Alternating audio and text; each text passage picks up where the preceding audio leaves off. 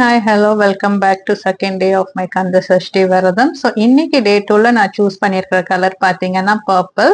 எந்த எந்த விதமான ஐடியாஸும் இல்லை, ஜஸ்ட் ரேண்டமாக நான் சூஸ் பண்ணிட்டேன். காலையிலேயே வந்து விளக்கேற்றி சாமியெல்லாம் கும்பிட்டுட்டு ஸ்லோகெல்லாம் படித்து முடிச்சுட்டேன்.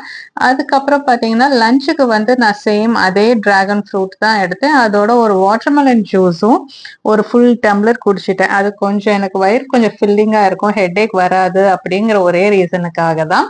சரி, ஈவினிங் வந்து சுவாமிக்கு வந்து ஏதாச்சும் ஒரு புதுசா ஒரு பிரசாதம் பண்ணலாம் அப்படின்ட்டு இந்த பர்பிள் ரைஸ்ல வந்து இது கவினி அரிசின்னு சொல்லுவோம் இல்லையா.